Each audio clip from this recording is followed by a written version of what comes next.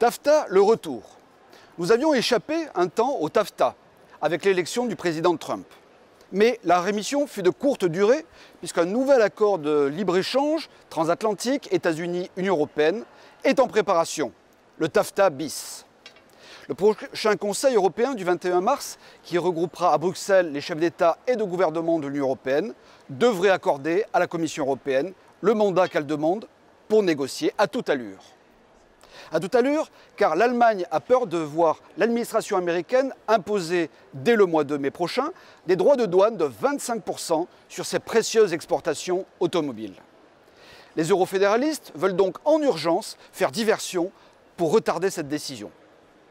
À toute allure également, car l'ambition de la Commission européenne actuelle est de finaliser cet accord avant que ses successeurs ne soient désignés cet été. La Commission est si pressée qu'elle a en réalité déjà engagé les négociations, sans en avoir de mandat pour cela. La commissaire au commerce international, la Suédoise Cecilia Malmström, était à Washington la semaine dernière pour des pourparlers sur cette question. De quoi s'agit-il? De l'adoption de droits de douane zéro sur des produits industriels qui va permettre à l'Allemagne de maintenir ses excédents commerciaux avec les États-Unis, mais qui va plomber un peu plus la croissance économique des autres, et en particulier de la France. Il s'agit également de se mettre d'accord sur des standards communs en matière de nouvelles technologies. Les Américains, leaders mondiaux, vont donc nous imposer leurs lois et leurs modèles. Enfin, il s'agira d'abaisser les barrières douanières agricoles.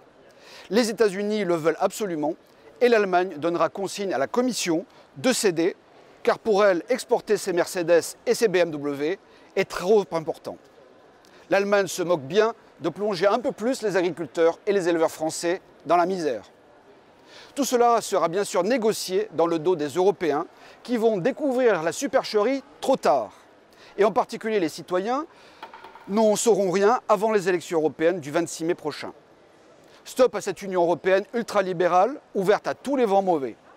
Il faut au contraire que nous protégions nos emplois, nos marchés, nos économies, nos consommateurs et nos paysans face au rouleau compresseur mondialiste.